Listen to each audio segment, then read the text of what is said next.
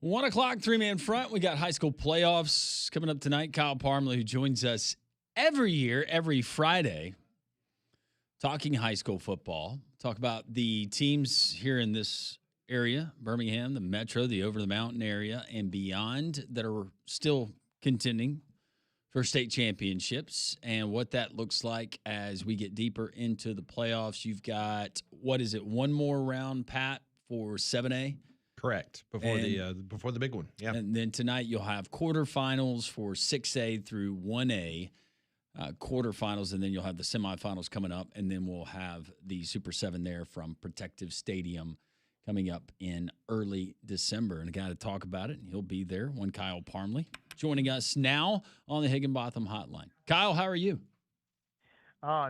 Just bracing myself for what's sure to be a rainy Friday night. How are y'all? Yeah, doing well. We've been talking a lot about Lane Kiffin. Will he stay in Oxford? Will he go? Do you remember the Pike Road coming to Birmingham and playing at Protective, and Lane Kiffin standing there in the corner of the end zone for the entire game, watching, I'm guessing, one Quinshawn Judkins when he was playing? Yeah, he was. He just kind of isolated himself, and nobody bothered him. That's the thing that's the thing that was the most surprising. Is you would think a high-profile football coach like that shows up, somebody's going to bother him, and nobody did. Everybody just let him be that night. It was something else. I know Dabo Swinney he's a frequent participator in the Super 7, especially when it's in Birmingham at Protective Stadium. I guess it's easier to fly into Birmingham and come down and watch some games. So let's start at the 7A level. Let's start there because we got semifinals going on tonight, including a really big one. I mean, they're all big at this point in time, but the only one left in Metro Birmingham that's still breathing in 7A is the Thompson Warriors, and that should be no big surprise at all, as Coach Freeman's just done an incredible job there in Alabaster, and they got a tough one tonight. They're taking on Central Phoenix City. Yeah, if you were looking for the most high-profile game statewide this evening, Phoenix City is the place to be. Thompson making the trip down there. We've talked a couple of weeks about how the 7A playoff bracket shook out, and I just have to say this is the state championship game is what it feels like. It's what it's felt like we've been building towards all along.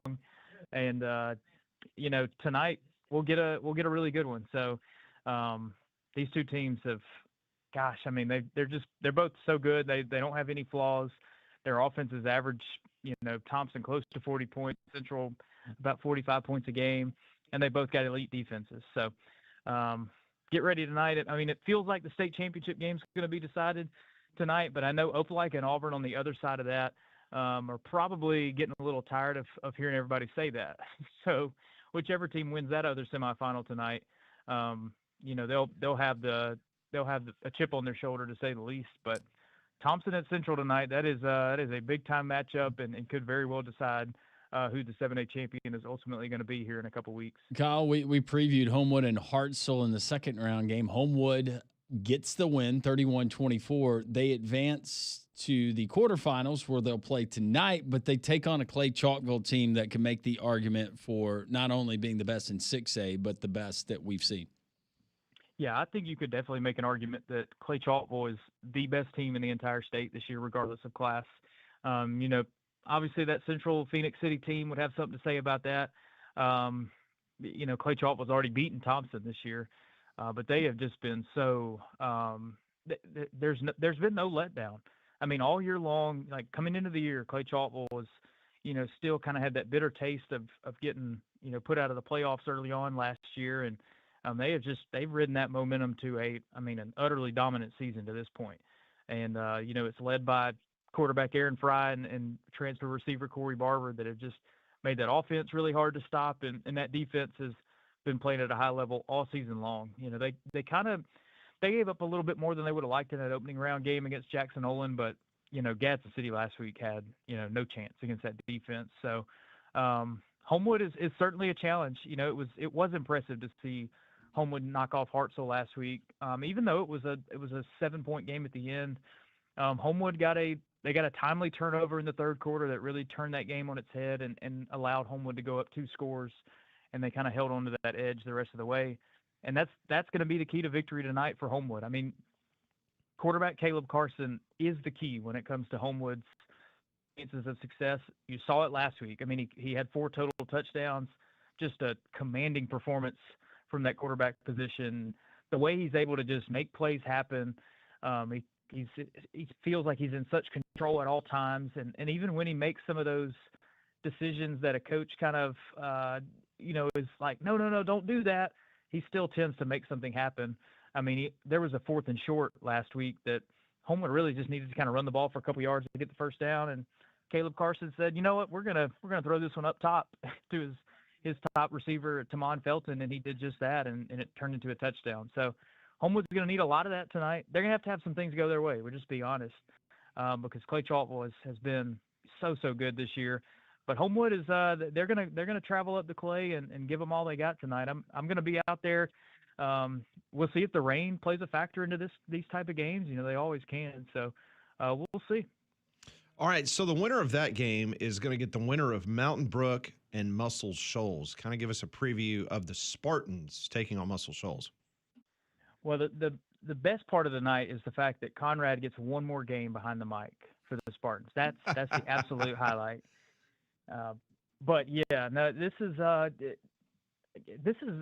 of this is one of those coin flip games to me. I mean, Muscle Shoals is unbeaten. Coming into the game, I mean, they've been so good all year long. They beat Hartselle by 2 touchdowns. They even took down Parker last week, which, the defending state champs. So Muscle Shoals, they've proven to be the real deal this year. I just don't know about Muscle Shoals' strength of schedule. Like, don't get me wrong, like they've throttled everybody, every test in front of them, but I just don't know that they've played a team like Mountain Brook. Outside of Parker last week's a really good team, and Mountain Brook this week will be.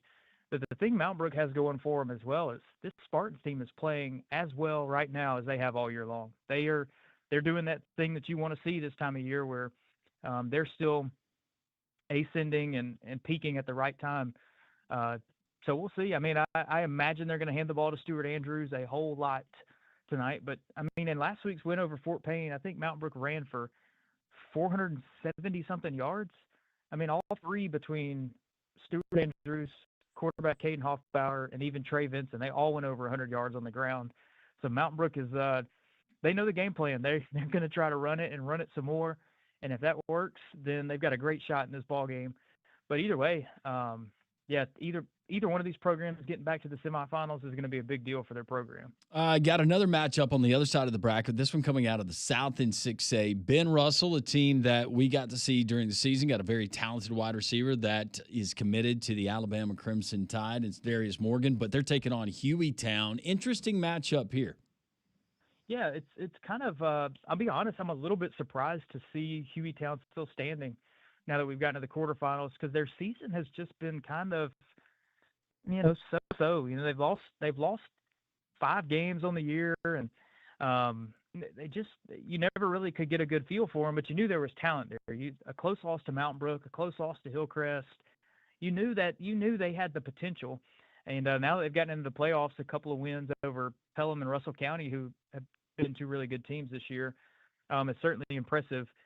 Benjamin Russell, first-year coach Kirk Johnson, I'll be honest, I didn't know he was going to be able to make this sort of immediate impact at Ben Russell the way that he has. He wins the last 2 state championships, a couple classes down at Montgomery Catholic, and he's brought that train to Ben Russell, and they've kept on rolling. So Ben Russell, they're going to have the most talented guys on the field. They got a couple of big time prospects on that side of on their side. So I kind of lean Ben Russell in this game, but Hueytown to get to this point has been a really good finish of the year for them. All right, so let's drop down to 5A. Let me ask you about Moody as the Blue Devils take on Briarwood Christian. That is a very interesting matchup in 5A. It is very interesting because this Moody program under Jake Gaines, Jake Gaines has made everybody forget that Moody is historically not this type of program. I mean, they were, fortunate to make the playoffs. Like, making the playoffs was a good year for Moody for a long time. And Jake Gaines has gotten there, and in 4 years, they've won double-digit games all 4 years. They were state runner-up last year. What he's doing at that program is incredible. And, I would tend to say that this Moody team probably not quite as good as they were last year. but at the same time, like they're still a contender in 5A.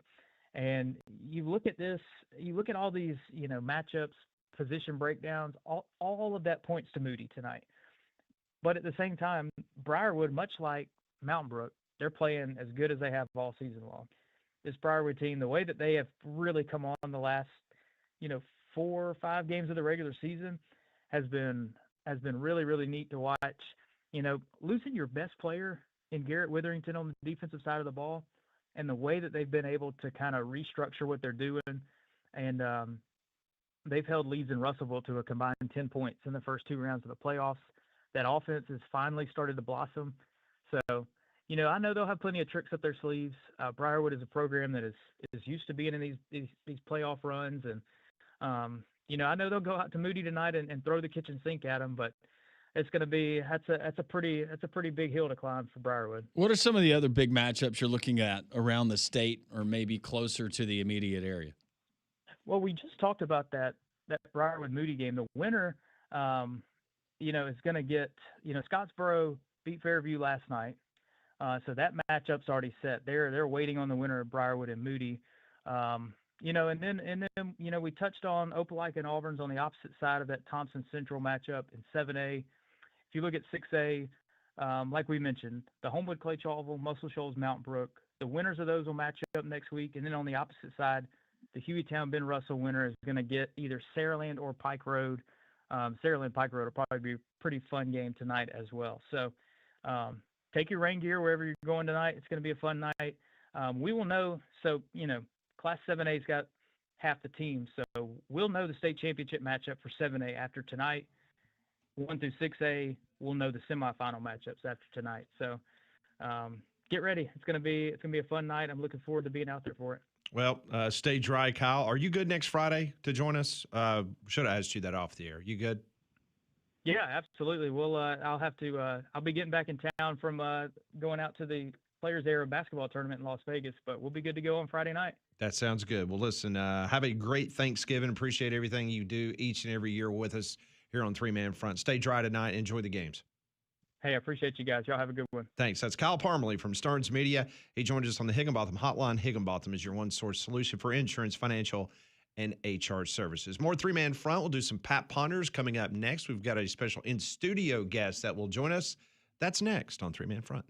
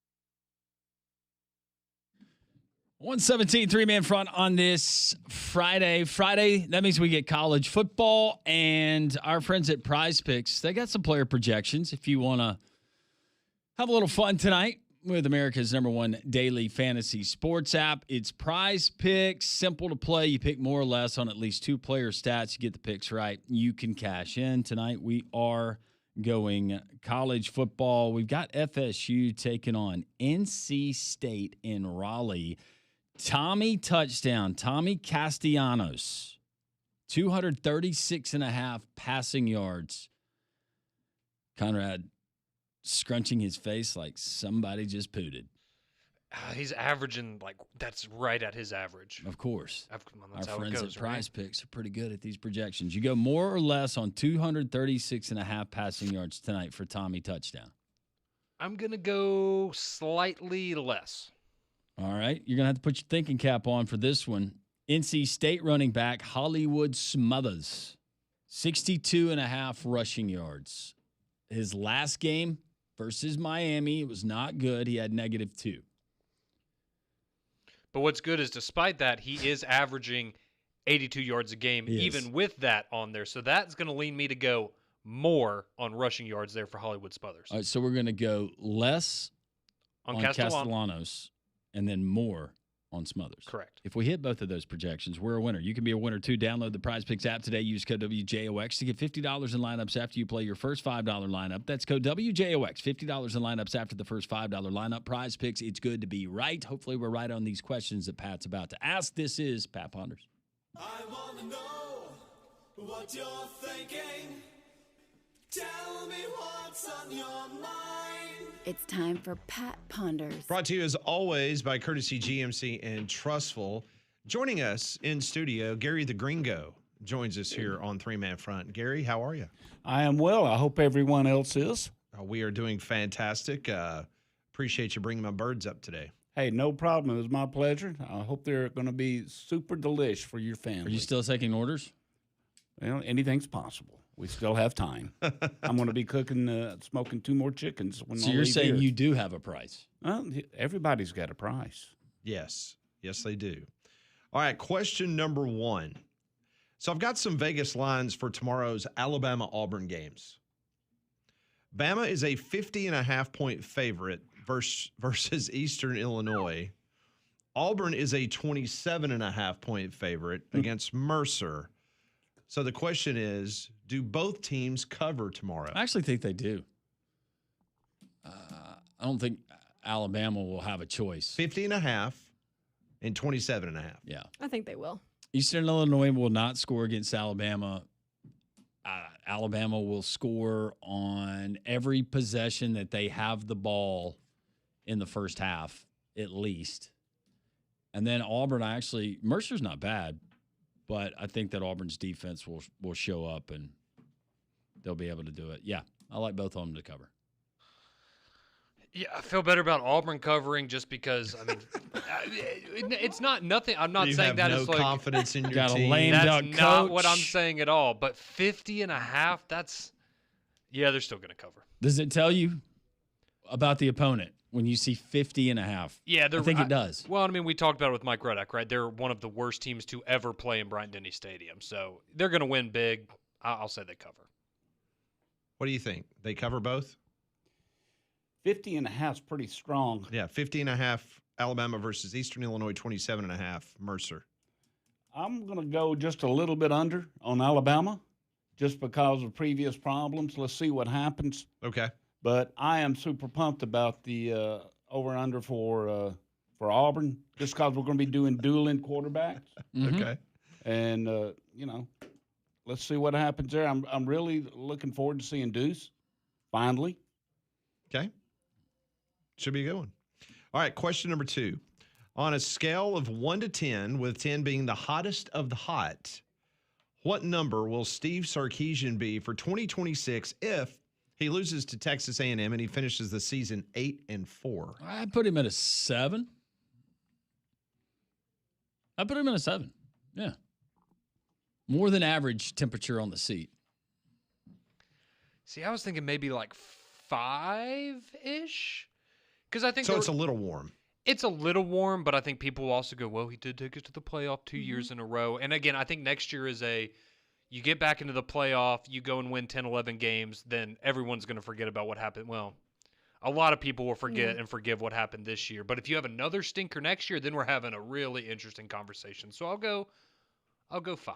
See, I was thinking 6. Not lukewarm, but not scalding. But it's starting to get a little toasty. Okay, so you went 7. He went 5, and you went 6. Mm-hmm. What about you, Gary? Gonna go right about what you're saying. 5.5. You can buy the half point one way or another. But am I talking gambling terms? I'm sorry, but It's on your mind. What's wrong with you? yeah, terrible. But Listen to the show too I much. like Sarkisian to probably hang around. He can handle the heat. He's handled heat before when he was on the West Coast, Yeah. so he's no stranger. I think he can handle it. If Elko gets to a college football championship, not saying wins it, but just gets Just it, gets there. could you see them trying to go and steal A&M's football coach like they did their baseball coach in Schlossnagel? I don't, but I think there's a lot of people that would want to try to do that. so what It would if just be a petty thing. And I'm a- Mike Elko's a great coach. Let's throw too, this but- out, just since we're having fun. What if Lane walks out of this meeting today and says, I am committed to Ole Miss. I love it here, hotty toddy for life. I'm good. His buddy Steve Sarkisian in a couple weeks decide, you know what, the NFL in Nashville, it's a pretty city. I'm going to go coach the Titans. Texas picks up the phone, calls Lane Kiffin in Oxford. Have you ever seen me in burnt orange? I look amazing. What do you think happens then? I look amazing. That's why Layla. You're telling fell me I for get to hang out with Matthew McConaughey all the time? You've seen me in ugly Tennessee orange, but you've never seen me in burnt orange. He's not saying no to Texas. No, he's not.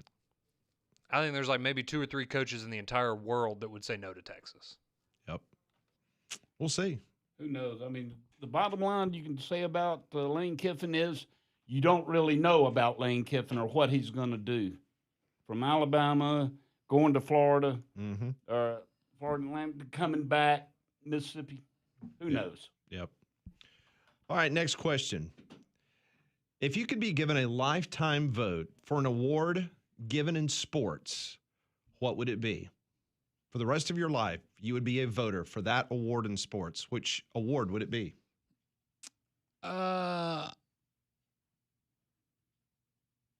It'd either be like either person of the year, sports person of the year, whatever the name of the award Walter is. Payton? Yes. Yeah. That one, or comeback player of the year. I don't know if I could vote on that, but yeah.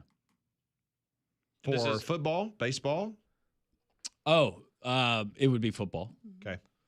Okay, so we can any sport? Any sport? Major Any League sports Baseball MVP. I'll go the Heisman. You want a Heisman? Okay. Mhm. How about you, Gary? I'd have to go with the Blitnikoff. You're such a suck up. Yeah, I know. I should He's have such a suck up. I should have called you. Yeah. Yes. I'm a voter. Aren't I know you the you one that are. made the turkeys? Hey, connections, baby. You see what's If going on, you'd Conrad? have known that, I'd have Oh, I called know. you and I'd said, hey, who do you want to vote for? I'd have let you vote I mean, vote for me. This is like the coaches poll. Pat just Instead lets of doing- Gary do his Blitnikoff you guys, ballot for why him. don't you guys grab a yoga mat? Hey, I got my own. I'm not going to spend $5 on a rental. I don't blame you. You got to invest. Or a towel. Yes. All right, next question.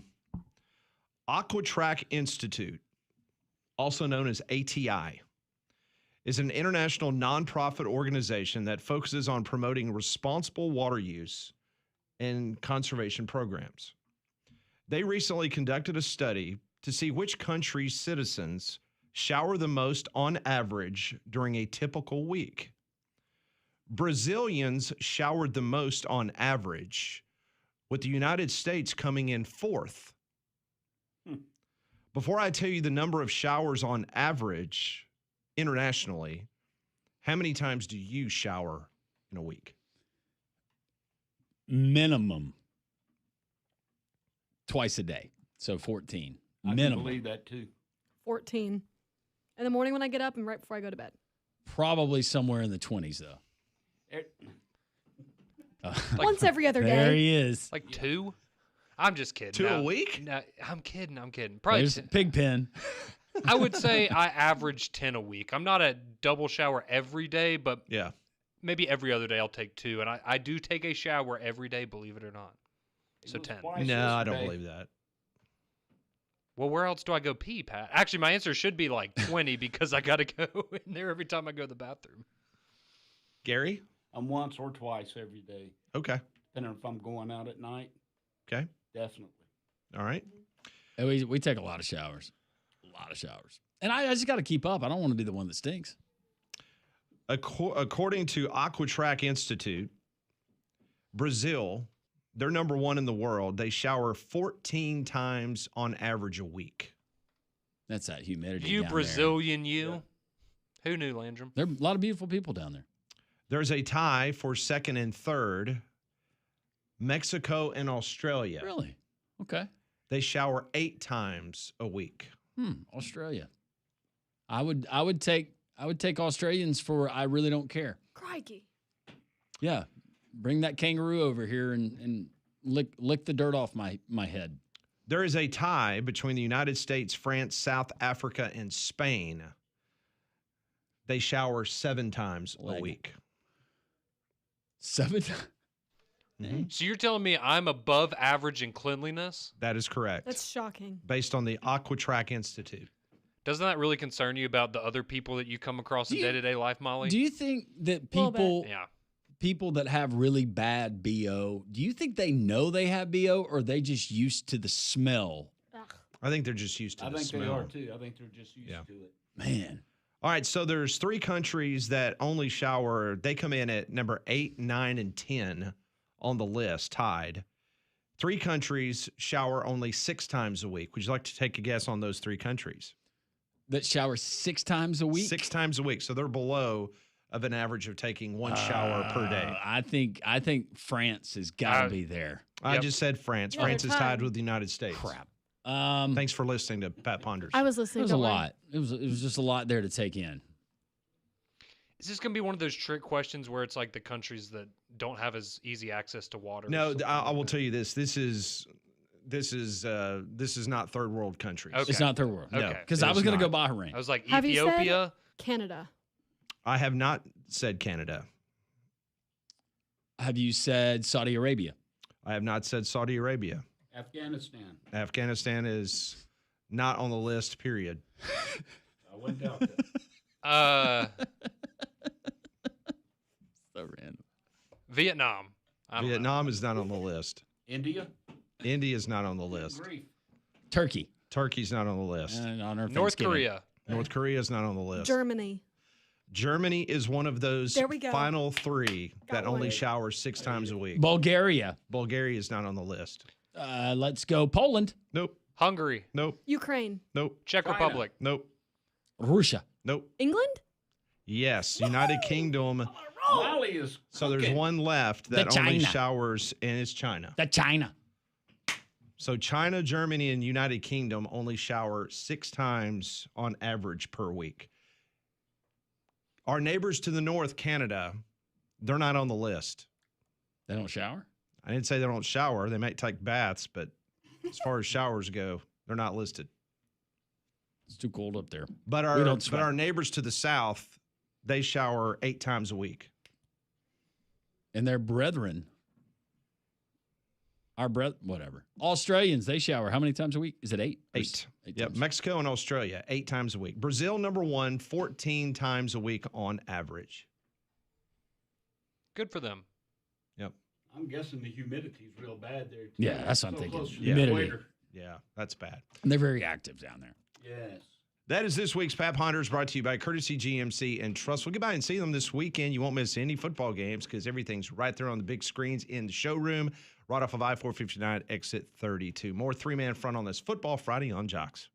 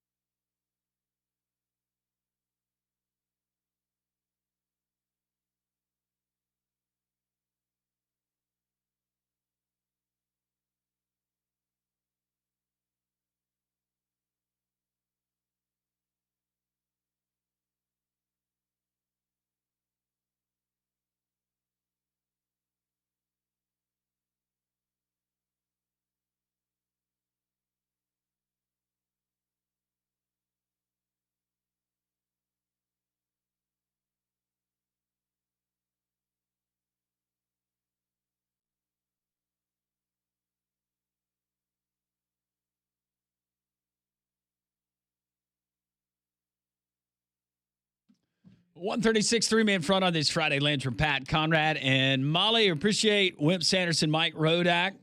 Audrey Snyder, inside the Lions, covers Penn State. Also, Kyle Parmley with our high school preview as you've got semifinal action in Class 7A, 6A through 1A. You have quarterfinal action coming up tonight, so be safe in your travels. Or if you're traveling this weekend, maybe you're heading down to Protective Stadium to watch the Blazers hosting South Florida tomorrow. We're on the air with the pregame show, myself and Pat. At 1 o'clock, we got kickoff at 2 against Alex Golish and the Bulls. And who can forget the way that this season started with South Florida? They were the talk of the town across college football. Ranked wins over Boise. Then they did it again against Florida.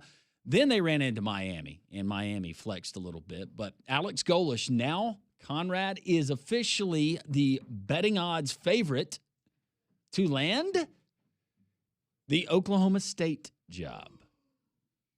And that, I mean, first off, if you're Oklahoma State, I think that's a great hire. If you're able to go out and get him, I will stand by this. I mean, we've talked about it. I've said it before. I think y'all have, said it or agreed with me in the past couple of weeks.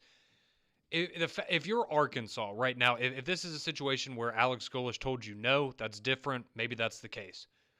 It feels like that was the guy for Arkansas because he was at the top of their odds board for a while, and now he's at the top for Oklahoma State. So if they're able to snatch him up, credit to the Cowboys for being able to go out and do that. But it's one of those things where I wondered if Arkansas, right, are they hitching their wagon to maybe the James Franklin, bandwagon, and they're hoping for a miracle of sorts and getting that big fish, and all along, maybe you should have been having your sights on a guy like Alex Golish. I think he would be a fantastic hire for whoever gets him. So good for Oklahoma State. It feels like maybe a missed opportunity for Arkansas if they let him go. Yeah, and Alex Golish, he served in 2008 there in Stillwater as a grad assistant. Well, there's your connection. But also more recently, and before he landed the South Florida job, he was the OC for Josh Heupel there at Tennessee and also served as the tight ends coach. But he's a bright guy. I've told you just in my brief interaction that I've had with him. Solid guy, super nice. You do meet a lot of jerks, unfortunately, in this business, and he is not one of them when I've been able to gather. And that's one of the things where, again, maybe not mean anything, but his wife having some connection to Arkansas, that kind of drew that buzz a little bit more there. But yeah, no, I'm glad to hear that he's a stand-up human being as well. But he's a fantastic football coach, and I think you ask a lot of Alabama fans who's been kind of the biggest pain in the butt to play the last couple of years, and USF would be very high on that list. And obviously we saw what they did against Florida and other teams this year. And USF, they're not hurting for money. He's making $2.5 million annually with his salary, but it's been reported $110 million athletic budget. Just to compare some other schools in the American, I'm not going to call them by name, operating at a low $40 million. A little bit over $40 million athletic budget. So you're talking about $70 million more dollars, the commitment there. You got the on-campus stadium that's coming soon. You're not going to be playing in Ray J anymore. So you would expect to raise. I think the tough thing, if you're Alex Golish, you want that Power 4 job. Yeah. But it's a gamble in going to a place like Oklahoma State. It is, because if you don't do it there, there's a good chance if you have aspirations of being in the SEC, it's going to be tough to do. Yes, and that's what makes it interesting, right? Is this a guy like, I know he's really gotten heat, obviously, over the last month or so, but, a guy like John Summerall that we've known for the last couple of years, that's a guy that one day was going to make probably a very, very good head coach out of the Power 4 school. But is it a situation where you say, okay, I can stick it out at USF for a couple more years, and maybe then there's a job that he has his sights on, whether that's in the SEC, the Big Ten, wherever. But maybe there is another job out there that he goes, I would really like to have that job. So I think I'll wait it out for a year or two, see if that becomes an opportunity, and then strike while the iron's hot there, right? And we're seeing that with John Summerall now where, okay, you're going to end up at Auburn. That's a great head coaching job, right? A couple of years ago, maybe you wouldn't have had that opportunity and you would have had to settle, right? We talked a lot about maybe that'd be a guy for Kentucky. I think we all agree that you're in a much better spot now to take an Auburn or a Florida job or something of that ilk over a Kentucky. So maybe Alex Golish has that same mindset. And like you said, I mean, you're living in South Florida, good location. You got a lot of talent around you of guys you can bring in. You're making a good living. You have an advantage over the rest of your conference. There's a lot worse situations that you could find yourself of guys that have been mentioned for jobs out of the SEC, who do you think for sure is gone? I think Drink is for sure going to be somewhere else other than Como, Missouri next year. Oh, I would say out of the guys that are candidates, he's probably the one that's most. The Lane Kiffin thing's interesting as well, obviously. But, yeah, Drinkwood's going to be an interesting situation to me because I don't think he's going to get – I don't think he's getting Florida or LSU because he would be kind of their backup plan, and maybe he does ultimately get one of those jobs, but – Is Penn State potentially his backup plan? And maybe so. I think that's a better job than Missouri. That's kind of my thing with Drinkwitz, though, right? Is do you just want to get out of Missouri, or do you want to wait until you have – a job that you think is the best fit? But I also think he's in an interesting spot of this might be the best opportunity he's ever going to have in terms of the stock that he has. Hey, I mean, look at what I've done. I won double-digit games the last couple seasons, had us in the playoff hunt midway through this season. Is that opportunity going to present itself ever again in the future? So maybe he has to go right now and get the best offer. But, yeah, I'm with you. I think Drinkwitz is gone somewhere next year. I think Lane Kiffin's like 50-50 right now.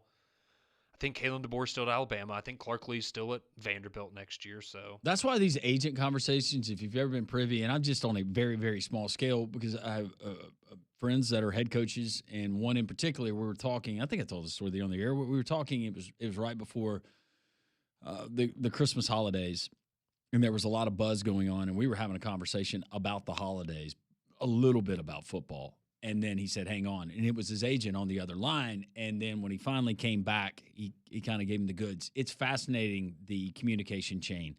Whether your name is being mentioned, whether it's a Power 4 job, a non-Power 4 job, the amount of communication and the dominoes that could potentially fall. This one involved the Florida job and the Texas A&M job that particular night on who was going to go there. But these agents know all of this. That's why for a guy like Alex Golish, if Missouri were to open up, that seems like that would be that'd be a great spot. A tier get for an Alex Golish. I think maybe Alex Golish potentially at Ole Miss. I know that people are thinking Lane Kiffin, Ole Miss. Ole Miss is not going to get whoever. Ole Miss is not going to get that level of coach. Whoever replaces him. No, I don't think they'll be looking at the same candidate Whatever pool as level in you LSU think that or is. Florida. Just Lane Kiffin is that name in lights. He's never won an SEC championship. He's never played for one, but he's Correct. a big name. That's why he's probably going to be the highest paid coach in college football shortly. Correct. I don't think you're going to all of a sudden hear, well, Ole Miss is pivoting to Lincoln Riley, right? I don't think Lincoln Riley's leaving USC for Ole Miss. Now, maybe for Florida or LSU, yeah, I could see that, but I couldn't see that for Ole Miss. I do wonder, like you just brought up with Drinkwitz, right? Is that a guy that would Ole Miss identify him as a candidate if Lane Kiffin leaves? And I don't know. And I want to be as polite as possible with John Summerall and potentially Ole Miss, and folks saying, well, Cohen's he better be careful. What if Ole Miss goes? No, I have been told that John Summerall, and he loved his time there, but Auburn is the job that he wants. And I think there's a variety of different factors. He's been here in the state. He went to high school in Huntsville. Is very familiar with it. His wife is an Auburn grad. And I think he sees the resources, the roster, number one, that you could be retaining and what he could potentially do. Yeah, and I mean, I think Auburn's a better job than Ole Miss. It is a better job than Ole Miss. I don't think that's a hot take. Recent success that Lane Kiffin has had, that does not make that a superior job now. It's not. I'm being as nice as I can. The last time Ole Miss won an SEC championship in football, I think John F. Kennedy, I'm not kidding, I think John F. Kennedy was the president. It was 1963, wasn't it? It's been a long time, yeah. It was in the 60s. It was either Kennedy or Johnson. I think Ole Miss is so fascinating, right? Because that's a school where, let's say they bring in somebody that's just not a fit for them for whatever reason. That's a school you could see being, I don't want to say irrelevant, but being viewed drastically different in the landscape of college football 3 or 4 years down the road if Lane Kiffin leaves and they make one bad hire at head coach, right? That could be a program that becomes a bottom dweller in the SEC. I think there's the potential for that. So, yeah, the whole thing's going to be very, very interesting. And I do just wonder, because there's only so many coaches to go around, once the Lane Kiffin domino falls, this is going to get really, really fascinating, because then you're going to have a lot of schools that are going, I think, oh, crap, who's our backup, who's our backup option, and who's our backup option. And you're going to see a lot of movement, I think, that maybe we weren't expecting. So it'll be fascinating to see how it plays out. A lot of you discussing and weighing in 205-834-9450. We'll get to some of your texts, plus the worst thing that Conrad has seen on this Friday.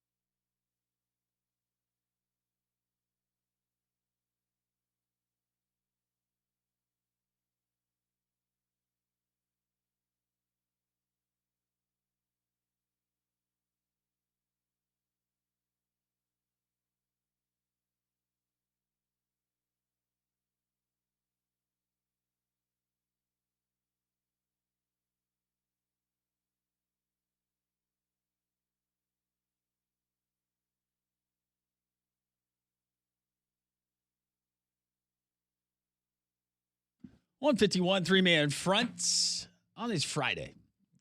SEC slate tomorrow. Of course, you got Alabama hosting Eastern Illinois, 1 o'clock the kick there at Bryant-Denny. Auburn, meanwhile, hosting Mercer, 1 o'clock. Also there at Jordan-Hare. Alabama, a 50.5-point favorite over Eastern Illinois. Auburn, meanwhile, a 27.5-point favorite over Mercer. The other games of the SEC, the guys from right down the road, Samford taking on Texas A&M in College Station. That gets started early at 11 a.m. A good one between Missouri and Oklahoma. Eli Drinkwitz, is his mind on other things? Or is he potentially coaching for a job? Is this a resume builder? Ooh, we talked about that streak that Eli's got, right? This is his chance to go into Norman, ruin Brent Venables' season. And if you are an Alabama fan, you are also a massive Missouri Tigers fan this weekend. Because that would knock Oklahoma out of the playoff. Oh, I was just thinking about the head-to-head, and then with that ding, I guess there's two ways you can look at it. Well, I was about to say, you beat Missouri, so maybe that keeps them in the rankings and helps you look better, and you move up a spot. If you thought 50.5 was a big spread, how about the Georgia Bulldogs as they host Charlotte? A 44.5-point favorite there. Vandy and Kentucky, that's very, very interesting. 2:30 in Nashville at First Bank Stadium. Vandy, according to this, 8.5. We got it at 9.5, somewhere around there. Arkansas taking on number 17 Texas, 2:30 the kick there at DKR. South Carolina, Little Shane, as he was referenced on this show by someone, hosting Coastal Carolina at 3:15. Then Tennessee at Florida in the Swamp. It's been a minute since the Vols have won down there. Yeah, it has. And then you get Western Kentucky and LSU. I've seen a lot of people saying that, I know Wimp mentioned it earlier, but a lot of people saying that's, if you're not on your P's and Q's, if you're LSU, that could be an interesting Who's game. your upset special? Is it Vanderbilt getting upset by Kentucky, or is it Oklahoma getting upset by Missouri? I'd go Missouri in that one. Yeah. They're pretty defensively, they can keep themselves in that game. And Pribula might play. He's a game-time decision, so he might be back tomorrow for them. That would be big. All right, we see good, we see bad. Conrad apparently has seen something bad again. This is the worst thing that Conrad's seen. This is the worst thing I've seen. Been in quarantine, and I need to get out and party. Woo! What's better than beach and a few drinks and Jeeps? Man, getting better than that. Law enforcement's definitely made their visitability and made people chill out and not be as crazy. The cops are doing their job as long as they don't be mean to people who are actually being innocent. Then I'm all gravy, baby. Quickly, we had a listener that asked what was the spread for Texas A&M and Samford. I found one, 54.5. Whew. Yeah, there's going to be a lot of points scored in that one on the A&M side, I would think. And Bucky will be there, I'm sure. It'll be a nice reunion for Mr. McMillian. I don't know. She said she was busy and not to ask where she was going tomorrow. So. See you Sunday, honey. Yeah, I'm not sure where she's going to be. Before I get to the worst thing I've seen, the best thing that I've seen, this just announced moments ago, even better. Texas A&M has signed a new 6-year agreement with athletics director Trev Alberts, keeping him in College Station through 2031, which lines up with the new contract they just gave Mike Elko. Oh, I thought you were going to say Mary Milkman are going alternate unis. Me too. Congratulations, Molly. Your buddy got a new contract. Thanks, Conrad. All right, you're going to have to NASCAR this. We are going to have to NASCAR this. So this story came down yesterday. I actually saw some local stations covering it here around Birmingham. But this happened in Swain County, North Carolina, where a woman called 911 with a report that a bald eagle had dropped a cat through her windshield as she was driving on the highway. According to a recording of the call to 911, it said the woman said, quote, "You may not believe me, but I just had a bald eagle drop a cat through my windshield and it absolutely shattered my windshield." The woman apparently said there's a witness on hand who saw the entire incident happen. She was driving on U.S. Highway 74 on Thursday around 8 a.m. when this happened. According to state troopers on the scene, the driver was not hurt, but unfortunately the cat, I can go ahead and tell you, just from not alive. Just from watching how these predatory birds, how they kill their prey. Yeah. That cat was dead the moment that the eagle came down with that talon, and it's very surgical, and I love cats. they don't suffer. I know. But that cat was gone before it hit the windshield, Mom. Yes. But thankfully the driver was okay. That's right. We want to see you guys on Monday. A lot to talk about Auburn coaching search. Iron Bowl week. God is great. Have a safe and happy weekend.